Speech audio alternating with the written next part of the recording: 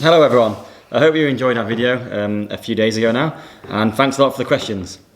Yeah, so we got loads of questions in all different types of formats, and we've got some of them, a random fair selection of them here in front of us, and we're going to do our best to give entertaining answers.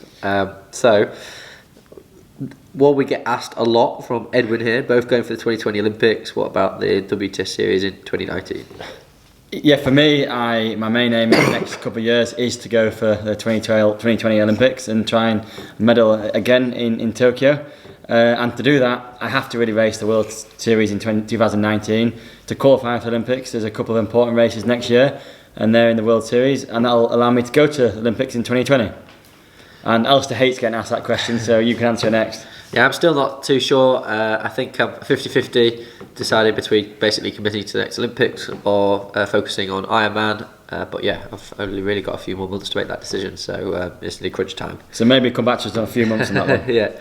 Carl's asking, would you consider doing a tour of parkruns? It would be fantastic, he says, for younger athletes and older to run with you both. Yeah, I've done parkruns before. I've actually done one in York.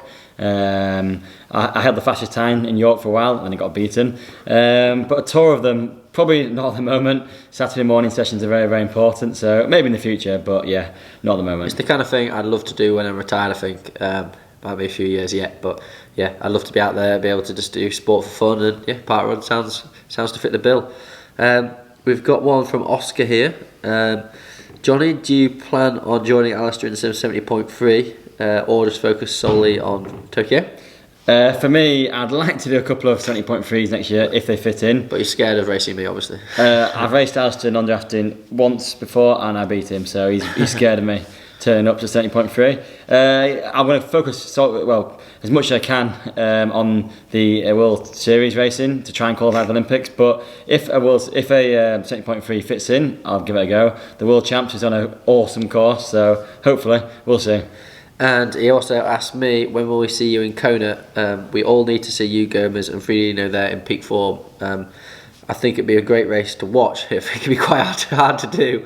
But yeah, like I've said before, I'm not sure if I decide after Christmas in the new year that I'm focusing not on the Olympics and on Kona. I'll look to be there next year.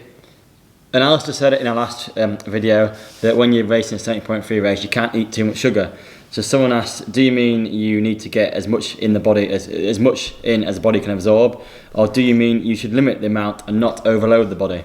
No, I think obviously if you stopped on the side of the course and ate 7 gels at once, you could physically eat too much sugar. But I think while you're moving and the amount that you can get in, the restriction really is the amount you can stomach. So get as much as you can stomach pretty much in you, I think, as you're going along. And I found the best way to do that was just at every aid station try and take a gel. And even if you only get half of that gel in your mouth, at least you're getting something and little and often, rather than having a strategy like I did before, having to get a certain amount of carbohydrates in at certain times of the race. Then if you miss something, you're in trouble. Yeah, for sure, you can overload your body with too much sugar if you try. But yeah, it's more about how much can you stomach while you're racing, I guess. And Marcus Day, a young up-and-coming triathlete, has asked, what's your FTP? Well, we're now not necessarily for training specifically to different efforts, but I guess the only thing that I've done that's actually close to it is I did a 25-mile time trial last year now, I think, on my TT bike, and averaged 3:9.8 for just like 50-odd minutes. So probably about the magic 400 barrier. Mine's got to be a couple of watts more than Alistair. No, I don't know, mine would be probably 20 watts or so less than Alistair. He's a bit bigger than me and stronger than me. Probably easier. If I was actually trying to do a test as well, I'd definitely not do it on a time trial bike. You'd do it up a hill. An hour-long hill in Yorkshire? Yeah, an hour-long hill on a road bike. That's definitely, it's easier. I find it easier to get more watts out on the road bike, but obviously I've worked hard on being able to produce watts on the TT bike because that's what makes you go fast. And Oscar asked, what was in your heads when you were 5k into the 10-kilometre run at London 2012 and Gomez was still with you? Well, I think I was feeling good, so I was pretty confident. I knew I'd gone out really quick, so I was kind of surprised that Jonny and Gomez were there, but I think at about 5k, Jonny was just about dropped, and I think Javier was just about starting to get distance as well. I was just starting to pull ahead, so I knew I was in a tough race, but it's the Olympic Games, you're not going to win it easily. And for me, I had my penalty, so I was very conscious about how far the people were behind me, the two French athletes. And at that point, I think we had a good 25-30 seconds, so I was quite happy with that. But I knew we were running really, really fast. And after 5k, I was looking forward to getting to the penalty box and actually taking a rest for a bit. We've got Stuart here asking us if someone offered you a brew and it wasn't Yorkshire tea, what would you do?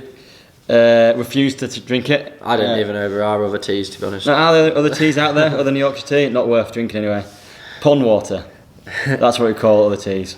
We've got a question from Claire here saying, would you ever go vegan or veggie? No. Unless the performance advantages were massive. I love eating meat, and I love my food. We've got one here from Rachel saying, what's your 50-metre free and fly time? This is depressing. Yeah, we're not very fast twitch. I reckon I could just go sub 27 for 50 metres, so 26 high, and for free, obviously. And fly, I'm struggling a lot. If I finish 50-metre fly, I'll be proud. Yeah, I actually did a 50-metre max last week and did 27.2, I think, but not off a block or anything. So, didn't have any fast shorts on, just trunks. So yeah, and maybe I could dip down into the 26s. And what do you do for fly? I reckon I could probably do about 30 for fly. I'm an absolutely terrible fly swimmer, and I've only got worse over the years, I think. I got one here from quite a nice one, Mark, saying, did you enjoy Port Elizabeth? Yeah, I did enjoy Port Elizabeth. I obviously wanted to win that race, the 70.3 World Champs, but I gave it my all on the day and I was proud of my performance. We've got one here as well. Jonny, what was your favourite race of 2018 and why?